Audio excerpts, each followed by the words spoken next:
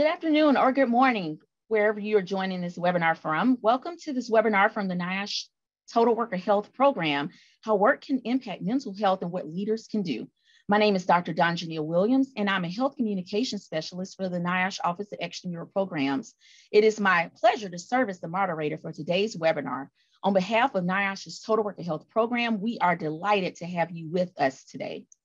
So before we get started, a little information about our continuing education.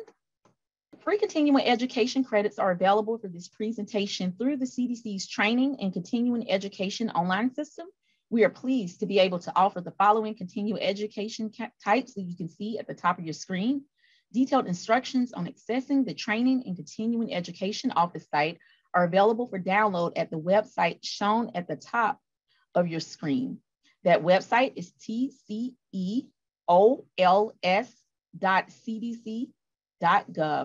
Please note that the bright blue box that you see here on your screen, this activity number is only valid for those watching today's live webinar.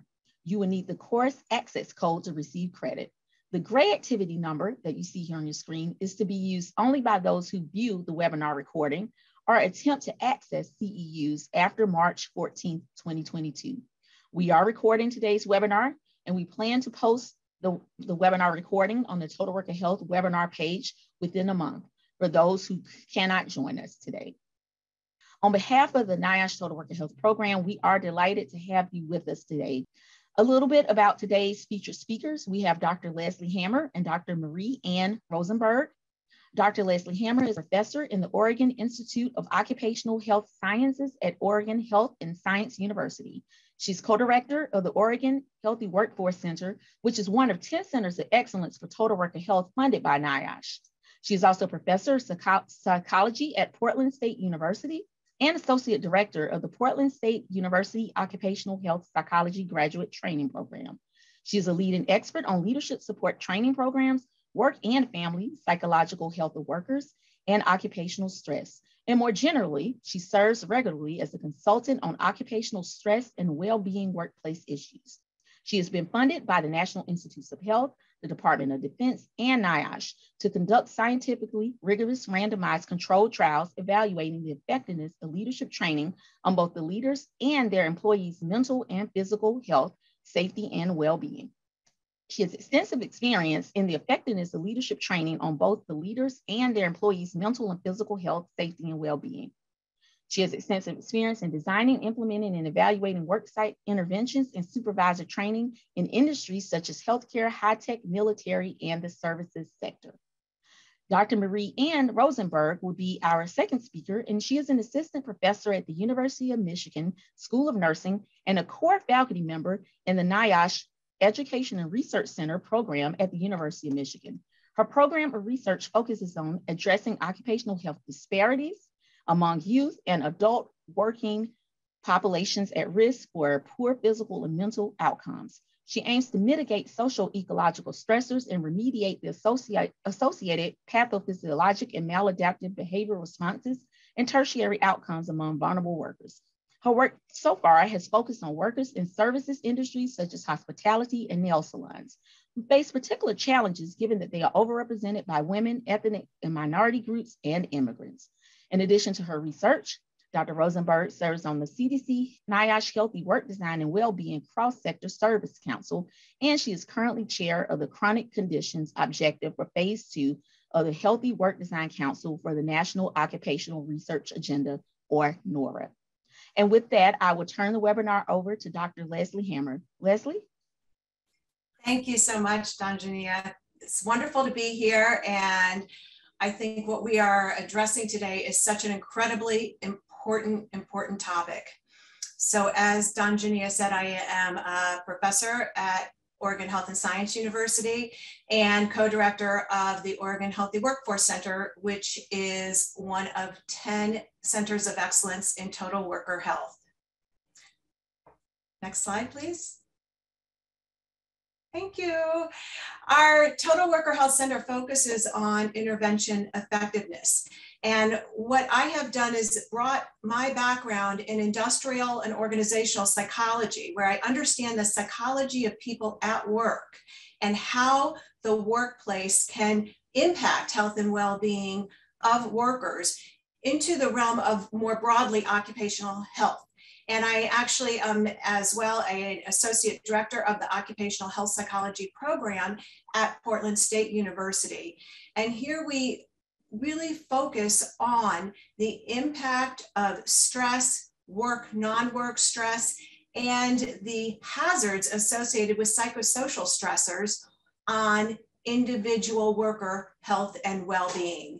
And so it is with that context that I am speaking to you today, because I have been really studying issues of worker health and well-being, and more broadly, really coming around to mental health of workers for the past 30 years, and specifically from an occupational health psychology lens.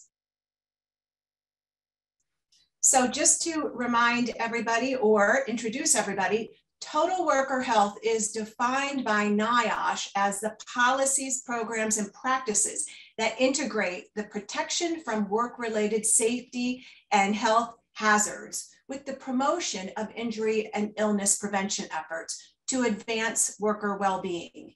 And NIOSH now has 10 centers of excellence in total worker health that are focused on both research and outreach and dissemination around total worker health policies, programs, and practices. Also, in setting the stage, I want to really bring home the numbers around mental health.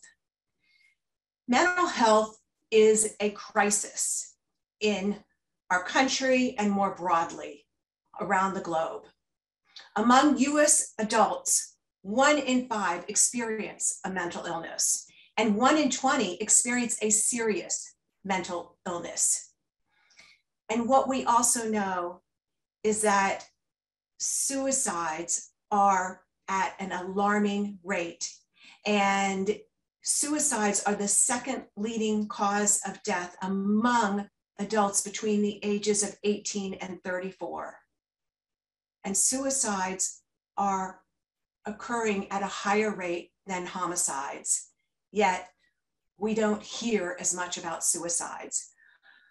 Really understanding the impact of mental health and how to recognize ways of reducing mental illness is incredibly important. And the National Alliance of Mental Health has done quite a bit of work in this area, and the American Psychiatric Association Center for Workplace Mental Health has run a report that estimates that the costs of depression alone in the US economy, to the US economy, is $210.5 billion annually in absenteeism, medical costs, and productivity. So what are we doing about this? Next slide, please. Well, I'm here to talk about the missing link, because mental health has really primarily been addressed as an individual issue and as an issue that family, peers, and individuals need to deal with. But as an occupational health psychologist, as a person who has been doing research in applied workplace settings, I am here to say that the workplace has a role, and it has a significant role. The workplace should be recognized as a platform and as a way of helping to reduce mental illness. And the workplace can be seen in terms of the conditions, the environment of work, and how that impacts individuals. So we're moving away from and it's not that we shouldn't focus on individual solutions, but we also need to focus on workplace solutions, because there are many things that can be done in the workplace to help improve mental health of workers. And since adults spend a majority of their time at the workplace, the workplace should be seen as a context for helping to reduce mental health and improve mental health, reduce mental illness. And my team has focused on really the direct supervisors and leaders in workplaces because they're the linking pins. And what we have done is we've actually conducted quite a bit of research to demonstrate that when we train leaders and supervisors at work, we can see improvements in health, psychological health, physical health, and well-being of workers.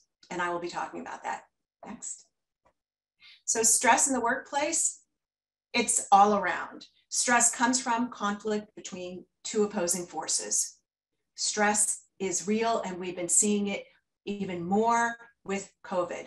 The past 2 years has actually brought up to much more visible the impact of stress on employees. When we see what's happening to people at work and people leaving work and people trying to manage work and non-work responsibilities, people are experiencing very high levels of stress and psychological distress at work. And the pandemic has really brought this to the forefront. And I'm seeing now more than ever workplaces paying attention to mental health of workers, even though I've been identifying, and there's been a group of people in occupational health psychology and other fields that have been talking about this for decades. So key workplace psychosocial stressors include low control over work, low pay, high uncertainty at work, and these are proven stressors. Low social support, especially from supervisors, negative social interactions and abusive supervision, low job security, poor work schedules, and unfair treatment, and high job demands. And these psychosocial workplace stressors are part of the conditions of work that actually can be changed, can be impacted. We can address these by improving them and reducing the hazards associated with these psychosocial stressors to improve health and well-being of workers, because these impact workers. In terms of disease, we see stresses related to cardiovascular disease. These psychosocial stressors have been related to depression, as well as diabetes, among other important outcomes. These outcomes are seen at home in terms of family conflict, work-life conflict, negative crossover from an employee to their home life. In terms of workplace outcomes, absenteeism, I mentioned this at the start, engagement, performance, burnout, and also individual level health. Stress at work is affecting us physically and psychologically. And the workplace, again, can be seen as a platform, as an environment where we need to adjust and reduce those hazards. So some of the key ways that have been identified, and again, by decades of research, this is not new, key ways to reduce stress at work involves reducing high demands, increasing worker job control over what workers do, how they do it, where they do it, when they do it, increasing worker pay for those who are paid below adequate levels, and increasing social support at work, which is what I'm elaborating on today. We also know from numerous meta-analyses, and these are actually, I think much of this research is done in Europe because they've really been at the forefront of this, but exposures to job stressors are associated with things like elevated risk of suicide ideation, elevated risk of burnout, elevated risk of depressive symptoms.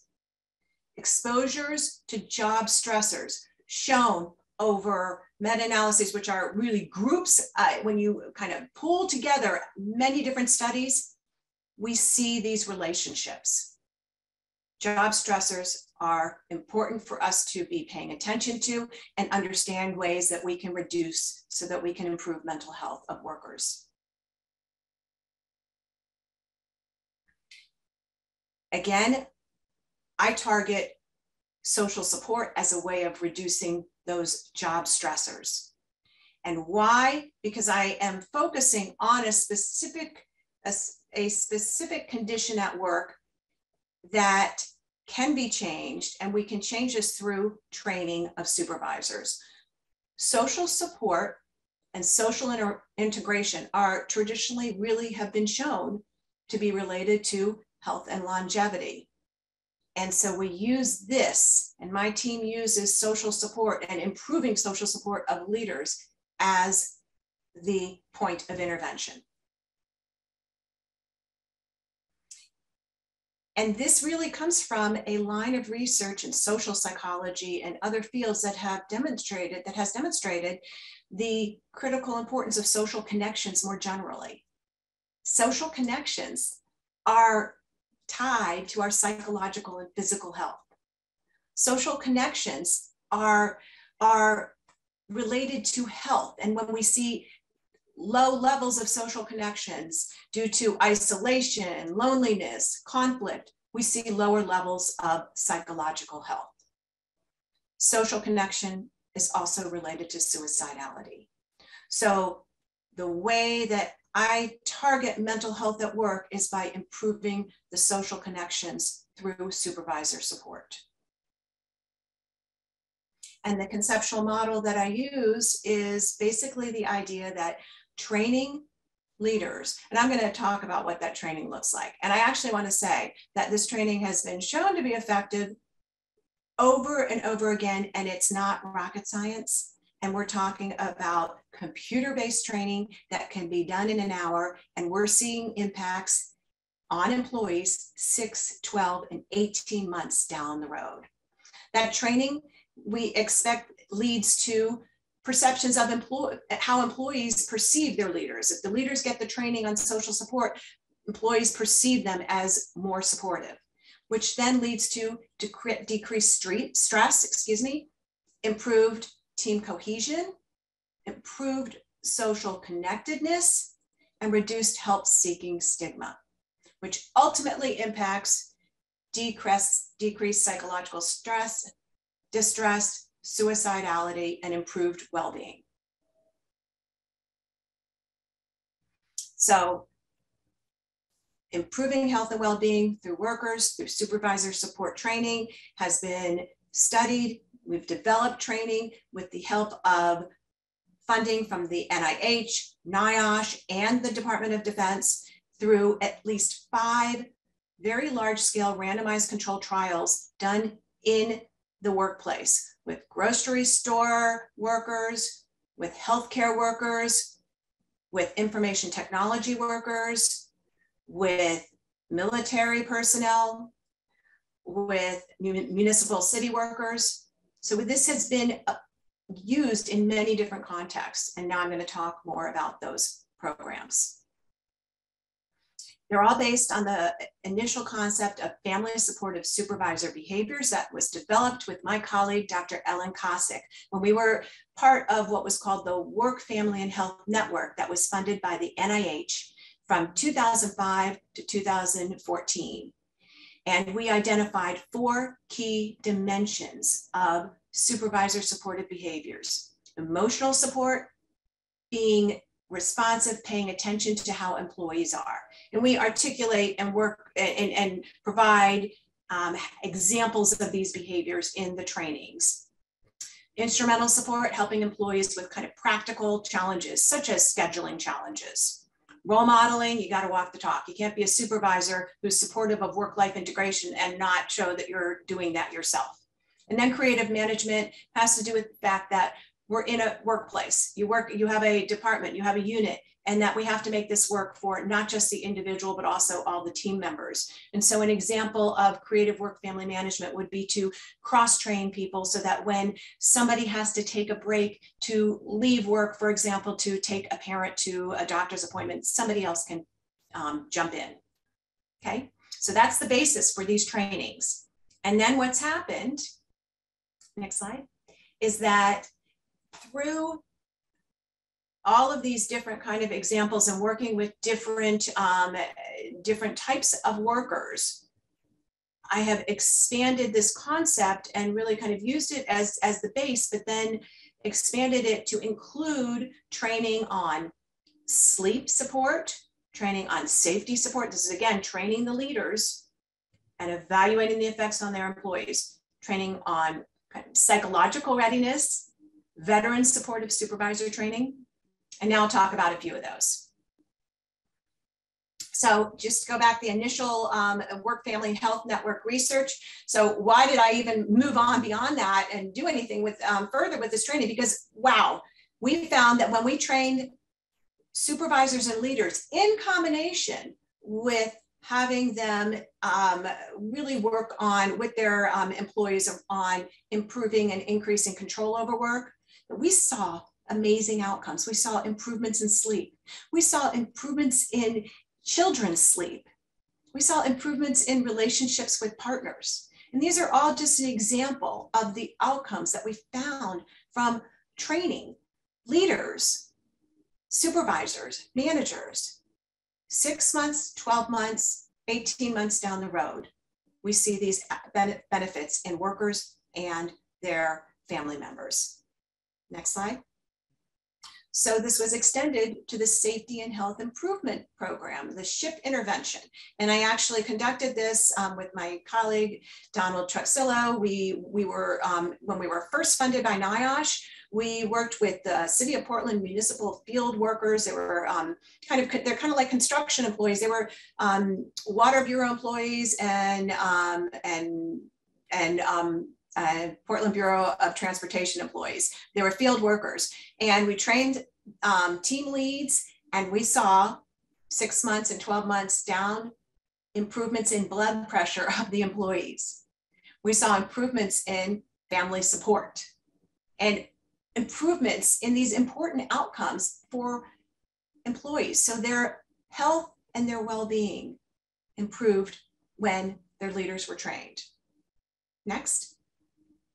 Similarly, with the Oregon National Guard and through funding with the Department of Defense, I conducted what we call the Military Employee Sleep and Health Study with a number of, and this, I just have to say, all of this research is done with a huge group of amazing, amazing collaborators, which I am not, unfortunately, able to mention all here, but it has been unbelievable what we have been able to do. And so we worked with the National Guard in the state of Oregon. The Adjutant General supported that was the top National Guard person. And we trained leaders on how to be more supportive around sleep. We actually also gave individual employees feedback using actigraphic watches. And we found that that training in combination with the feedback reduced employees' stress before bed. It reduce their reports of impairment. That's really psychological impairment. It improved employees and their spouses' outcomes. So these are trainings that are positively impacting workers. They're training the leaders and they're impacting the workers. I'm not going to get into the specifics, but we actually had a follow-up where we followed up during COVID, and we found that the training that we did before COVID actually impacted what we call COVID leadership during COVID. The leaders were better leaders. Next slide. And then the last training I want to mention is the Psychological Readiness Supportive Supervisor training. And this training specifically addressed psychological health and well-being of workers and supporting psychological health and well-being of workers. So all of the other trainings, I show positive effects on psychological health and well-being. And here, the core of the training is actually directly how to support and improve mental health of employees. And I did this in combination, in collaboration with Dr. Jennifer Dimoff, who had done quite a bit of work on a managerial training called Mental Health Awareness. And the training that she did was focused more on kind of how to make leaders aware and responsive. And we combined that with my training of support. So it was sort of like a preventative and then a kind of like a preventative and a responsive combination of training. And we actually went into active duty military. We trained platoon leaders on the importance of this support and how to engage in this support. And I actually have to say, I did it during COVID. It was when we were able to have groups of 10, and I went in front of people, and it was a combination of face-to-face and computer-based training. And we are now analyzing those data, and we are finding important effects on well-being outcomes. In particular, it looks like there's a moderator that it's working more effectively for those people, those soldiers who had higher levels of stress at baseline. Next slide. And just as a component of that training, because I shared the FSSB dimensions, we also teach people to identify signs of struggle. Now, what is really important is that this training does not teach managers and leaders to diagnose. It teaches them to identify if there is a problem so that they can approach an employee and see if they need help and then refer out, okay? So mental health problems are management problems, they're workplace problems. And many supervisors say they don't know what to do. They said that in 2012, they're still saying that again. And many need assistance and information and training on how to do this better, okay?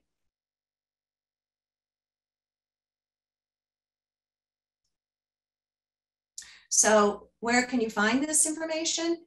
Many of our resources through the Oregon Healthy Workforce Center are found at yourworkpath.com, which is our kind of resource website. And so there's trainings, there's toolkits, there's guidance sheets, and then you can also contact me directly and I can point you in the right direction. I just want to reiterate that the workplace is a point of intervention for workplace mental health. We have identified 1 hour computer-based training and developed 1 hour computer-based trainings that are scalable, that can be delivered in workplaces. We have them available for free. I can connect you. You can take a look at the yourworkpath.com and we can have follow-up conversations if you're interested in learning further about how to implement these trainings. Next slide. And here are some ways of getting in touch with the Oregon Healthy Workforce Center, the Total Worker Health Center of Excellence. We have Facebook, Twitter, LinkedIn, all of these feeds, and we have blogs and podcasts, and we're constantly providing information that provides workplaces helpful tools and resources for improving health, well-being, and safety of workers. Thank you very much. I am going to now pass along to my colleague, Marie Ann. Well, thank you, Leslie, for setting the stage so well. And thank you all for having me today. For the next 15 to 20 minutes, I want to build on what Leslie has just presented. I want to talk about a particular group of workers and highlight how they exemplify a high-risk group for poor mental health outcomes, and also discuss some of the tangible factors that we can target to address workers' mental health and well-being. I see you already at my objective slide, so I'll stay right here. So by the end of the day, by the end of this talk, I hope that we will all be able to describe some of the factors that can contribute to poor mental health among hotel workers, articulate some of the gaps in our knowledge of mental health among hotel workers, and lastly, list some of the measures that organizations, researchers, and occupational health safety professionals can take to protect these workers and promote positive mental health. Next slide, please. I tend to have this slide as a constant for when I talk about hotel workers. The one thing I want to point out briefly is that when we talk about hospitality industry, we are really talking about a slew of sectors, workers, and work environments. And today I will focus on those in the accommodation industry, the accommodation sector, namely hotel workers. Next slide, please. For the COVID-19 pandemic, hotel workers were numbering at around 8.3 million. And these workers were primarily women, especially when we start looking particularly across job categories. For example, the guest room attendants tend to be primarily women of racial and ethnic minority background and low wage. We also know that there are disparities in terms of risk exposure and environment across these job categories. For example, again, the guest room attendants tend to experience the highest rate of workplace injuries compared to the other workers within the hotels. Next slide, please. So Leslie previously already mentioned many factors specific to the workplace that increase risk for poor mental health among workers. Hotel workers as a group that is representative of low wage, women, immigrant, racial, and ethnic minority individuals experience not only those stressors at work, but also face many stressors outside of the workplace.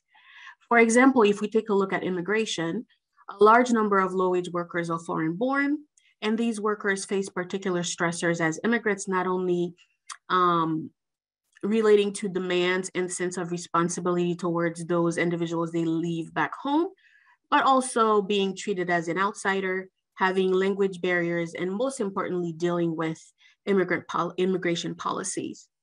Worksite immigrant raids really became rampant immediately after the 2017 election, for example, where large numbers of undocumented foreign-born individuals were being deported. And there have been many instances where the ICE worksite raids clash with meaningful enforcement of labor standards. Next slide, please. In terms of organizational factors, as Leslie already pointed many of those issues, workers experiencing high job stress, job and income insecurity, and lack of social support are at an increased risk for poor mental health outcomes. Next slide, please. So specific for hotel workers, among the list of structural and organizational factors that I just mentioned that can affect the health of workers, these are some specific stressors that to date have been explored among hotel workers in one shape or form. To date, in every single studies that I have read or conducted myself, high job strain, for example, remain constant among this worker group. Studies have also touched upon these risk factors such as workload, job insecurity, lack of supervisory support, lack of access to resources. And there also have been reports of sexual harassment.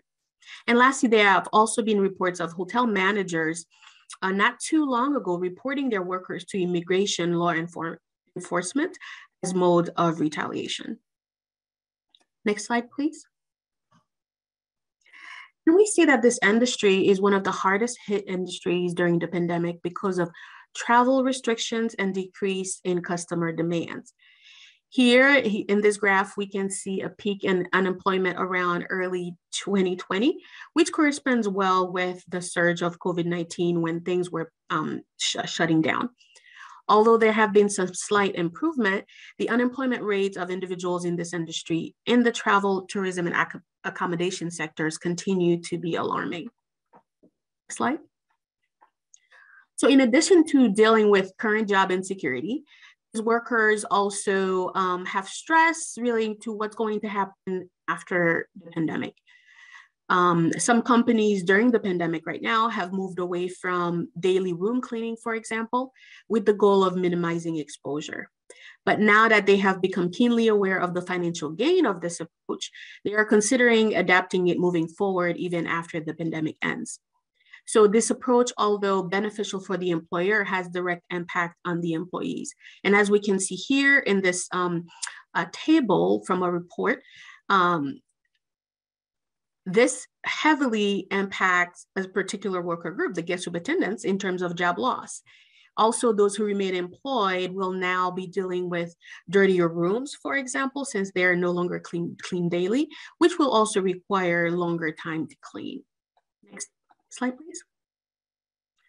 So clearly, with the rise and ongoing distress worldwide related to COVID-19, now more than ever, it is crucial for us to understand how to best optimize care to address and support ongoing mental health needs among vulnerable populations, particularly these workers. As a quick recap, the pandemic has heightened the vulnerability of hotel workers across these various domains. And we just talked about issues relating to job loss, financial security, and direct loss of livelihood. Many were already lacking access to benefits, and with COVID, if they were infected, for example, or need to quarantine or have to take care of a loved one, they would not receive basic leave.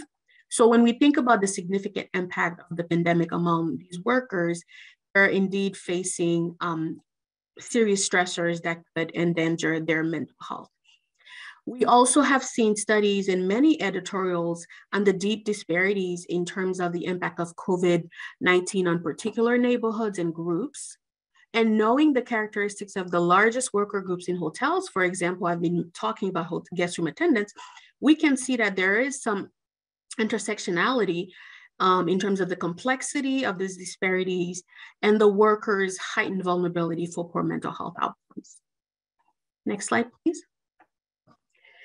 Despite the list of risk factors that I just mentioned on previous slides, we lack empirical data on mental health of hotel workers, particularly in the US. As you can see in the first big bullet here, international regions such as the UK, China, and Spain, they seem to be ahead in terms of capturing the evidence, the prevalence and extent of mental health issues among hotel workers. Publications among hotel workers in the US to date have heavily been emphasizing on their physical demands and risk factors. And these published works have also made inferences to the risk for poor mental health. However, very few studies have specifically targeted mental health, whether it be objectively or subjectively. So just taking a look at what we've seen so far, in the US, so in Florida, Shani and colleagues, they conducted an exploratory study where they surveyed 171 workers, hotel workers. They measured burnout, job stress, depression, and job satisfaction. They noted high level of burnout and stress. They also reported that general staff experienced higher rates of depression compared to the managers and supervisors. Another study that was conducted in New York, 23 guest room attendants were interviewed. And although the participants heavily reported on the risk factors and physical concerns, they also mentioned that they felt mentally healthy despite noting the stress they experienced from work and family. Next slide, please. Given the lack of data on mental health experiences and mental health concerns among hotel workers, we set out to address these gaps through a variety of studies that I will go through briefly. My research group here in Michigan, we conducted a feasibility study among guest room attendants. As part of the pilot, participants completed the SF-12 questionnaire, which included a physical and mental health component. Close to 40% of the study participants scored below the US population for their mental health score. We ran some further analyses among the 30 participants who were foreign-born in the study. We found that demands of immigration were significantly associated with poor mental health, the SF-12 score, and more depressive symptoms. We also found higher reports of everyday discrimination, and that was significantly associated with poor mental health for the SF-12 score and depressive symptom. And noting that this was a pilot study, so of course a larger study would be necessary to really capture this association here. Next slide, please. In a qualitative study, we conducted 3 focus groups, and we conducted 5 focus groups. So 3 focus groups were conducted in Spanish and 2 were in English. The focus groups were conducted either at hotel conference rooms or at a participant's home who was well connected and considered a key stakeholder in the community. We also conducted some phone interviews with a few managers. Next slide, please.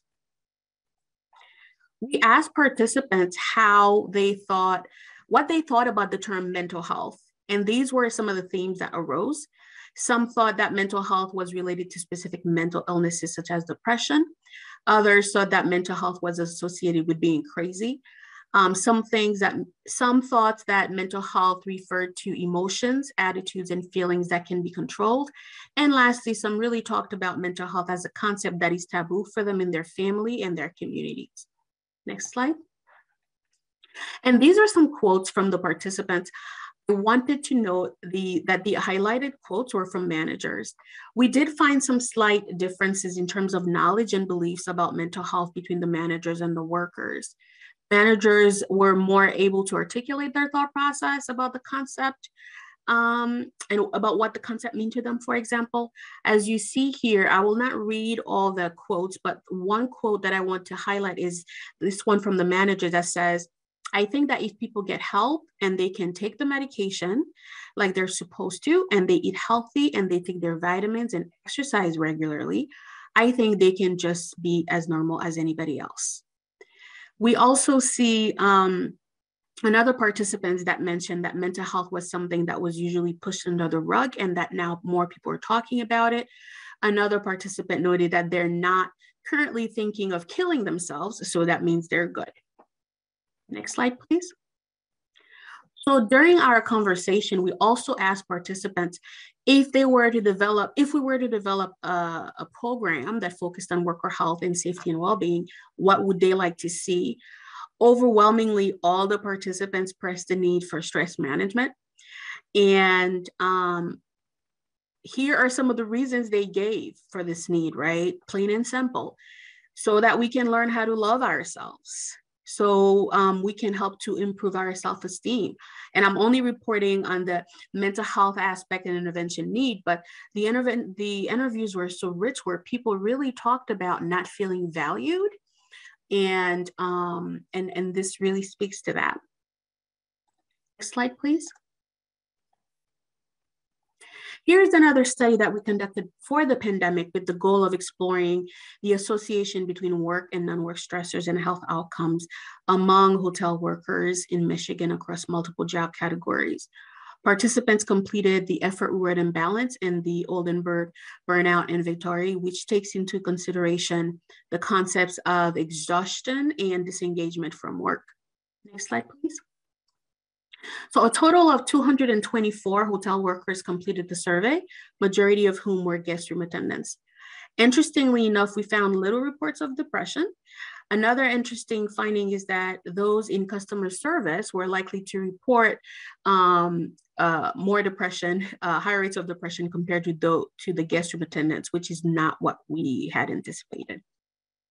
Next slide, please. In terms of burnout, we see that higher burnout was associated with higher effort reward imbalance. And we did find that both ERI and job category were significant predictors for burnout. And that the specific job category of guest room attendants was predictive of having higher burnout than compared to all the other job categories. So again, we see that some job categories have higher risk and may also experience more detrimental health outcomes compared to others. Thank you for the next slide. So during the onset of the pandemic, we conducted some phone interviews and conducted some surveys among workers, hotel workers. And we also included other workers as well in terms of restaurant workers and food retail. We aim to answer those two questions. What are employers doing to keep the workers safe? And what impact is the pandemic having on the workers' mental well-being? Next slide, please. Here, quickly, we see that majority of the respondents were women. And interestingly enough, even with the issue of job insecurity, majority reported that they were not looking for other employment. However, as I mentioned, this project was conducted right when the pandemic started, so I'm certain that their answer would be different right now. Next slide. And here, what I want to highlight is that when we asked the workers what they were worried most about, we see a high concern for mental health across all the industries, and specifically those in the hotel and the hospitality industry were really concerned about their mental health, among others. Next slide. Participants feared being infected, being a vector of transmission themselves, the unknown. They also reported concerns about isolation, and also concerned about being able to address the work and consumer demands. When we asked when we asked participants how they would describe how they currently felt, to some of the common words that came into play that kept on coming up were concerned, anxious, stressed, and disappointed. Next slide, please. And so all these studies that I mentioned so far either have been published, are currently being written, or under review. And currently I'm getting a project off the ground that's focusing on exploring and addressing poor mental health and substance misuse among hotel workers during COVID-19 and beyond. And I will be actually tapping on Leslie at the 2-year mark of the study, when we're starting to plan for intervention on the wonderful measures she's put in place so far to address mental health among workers. Right now, we just completed the translation of our materials. We got IRB approval, and I hope to come back to share the findings with this wonderful audience. Next slide, please. So taking all these slides together, our take-home message is that hotel workers are in a high-risk group, that there's a big gap in our knowledge and understanding of the prevalence of and also experience of mental health issues among these specific workers. So of course, we definitely have clear implications for healthcare professionals in occupational health and safety. For example, from the qualitative study that I mentioned, clearly there's some discrepancy or misunderstanding of what mental health means, or the concept in itself. So there's a need for education and mental health literacy, not only to demystify what it means, but also destigmatize it, right? If people are having some negative connotation to that. Mental health, there's a need for cultural competency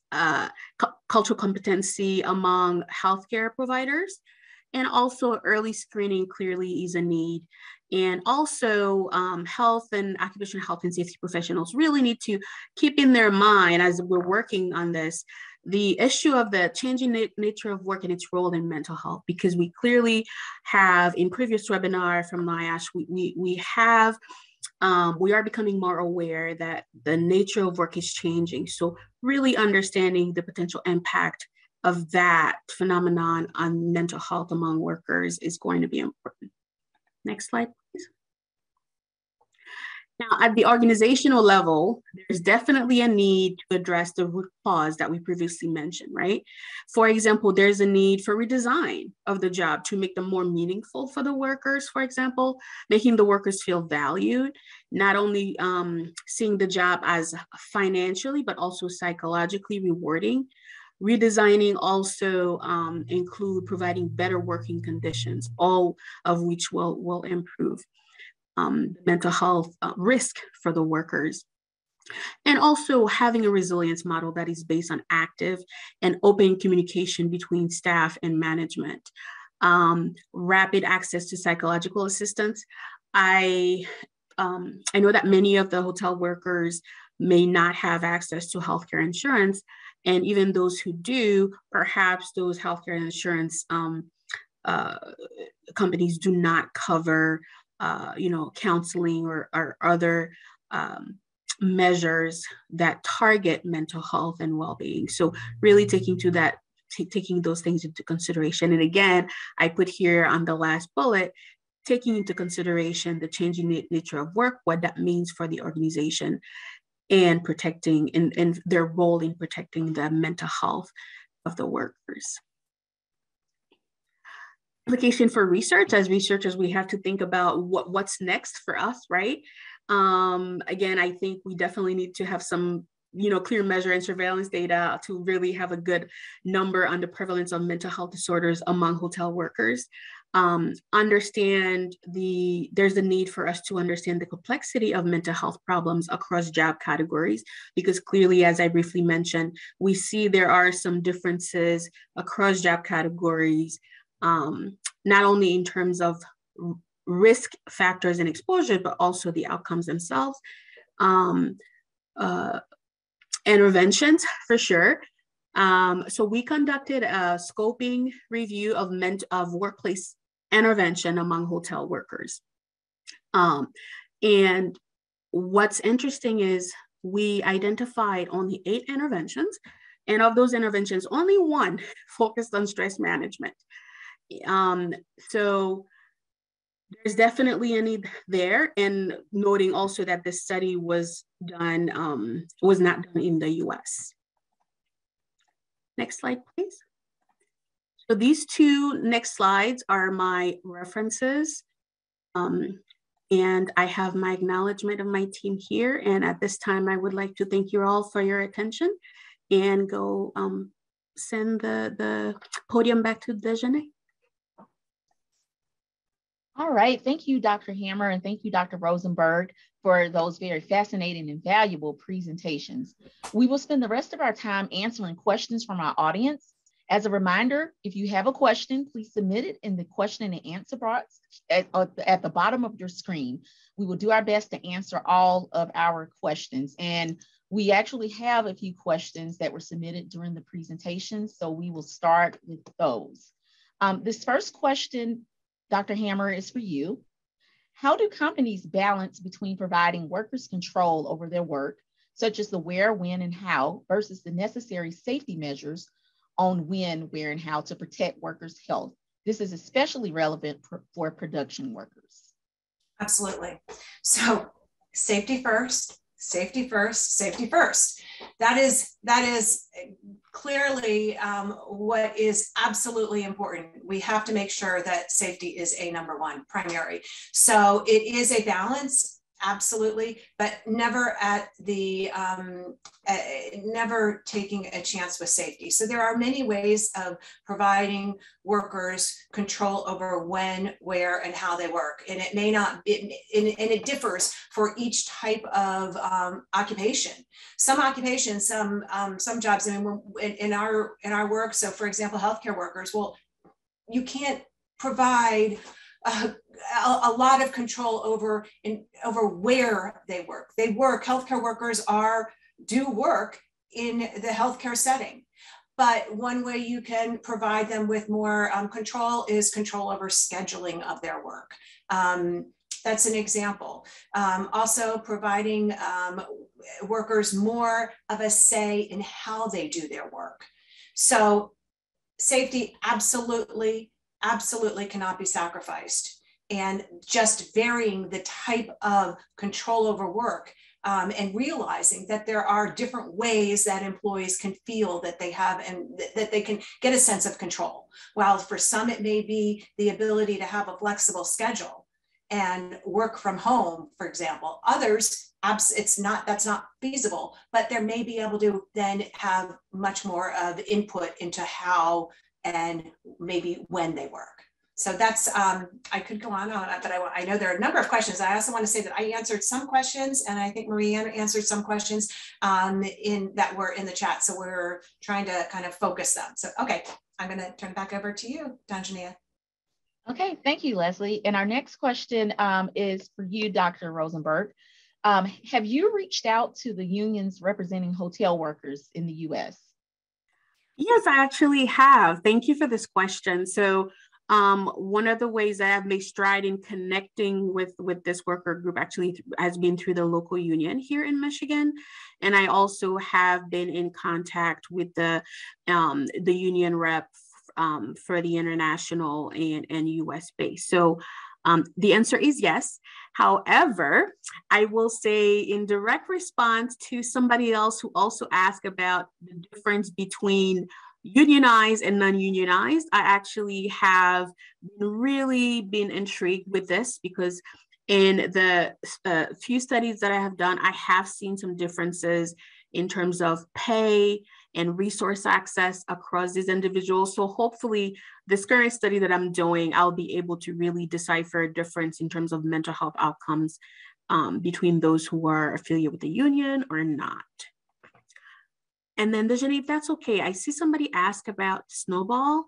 Yes. So Snowball is another way of saying word of mouth or chain referral. So you interview somebody and you tell them, please tell your coworkers or friends who are working in hotels about this study. And if the person is interested, they'll contact us. Thank you for this question.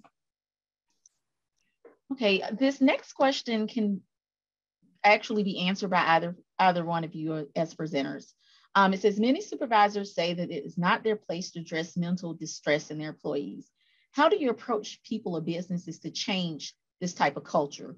How do you make a space to introduce the need for addressing emotional, mental distress in the workplace? And next, this is kind of a loaded question, but how do you get organizations' culture to transition from, quote, lip service to actual practices that make the visible difference you're seeing? Yeah, I'll go ahead. Yeah, it's a great question. And this, I think the time is ripe. I think that now, as I mentioned earlier, that because of COVID, workplaces are starting to really recognize the importance of mental health of workers. And we're seeing lots of communication around the importance of empathy, for empathy in terms of leadership. So I think that it's ripe, and workplaces, sometimes they're only going to pay attention to dollar signs, bottom line number, unfortunately. But there are dollar signs associated with high levels of stress and high levels of mental distress. So it may be providing the information on the cost of not addressing these issues. I know there were like 4 questions mixed in there, but I think that, I mean, changing the culture of a workplace takes an enormous amount of time, and it's slow. All of this takes time. And so it's introducing the data, introducing the information that we know, and then strategies for changing the culture around mental health. And also, the importance of reducing the stigma around mental health is critical. So making sure that there are, that leadership and employees are well aware of the resources that are available at work that help to support mental health, such as employee assistance programs, such as the availability of leave, sick leave, parental leave, whatever the company may have, as well as whatever limited national policies we have. So it's education, information about policies, as well as training, which I've already talked about extensively, training the leaders and managers on the importance of how to support mental health, and then also the resources. So I know there's a lot of questions, so I'll let you go. Thank you so much, Dr. Hammer. We are right at the top of the hour. I know both presenters are trying to answer questions as much as they can in writing in the Q&A chat. So please look there if your question has not been answered. We are now running out of time. A big thank you to our presenters, Dr. Hammer and Dr. Rosemberg, the Total Worker Health Program, the Blueprint in Action, and to everyone who joined us today. We invite you to stay connected with us through our website and through social media. We encourage you to sign up for the Total Worker Health in Action newsletter, which is a wonderful publication. And we just wish you a great rest of your day, and thanks for joining us.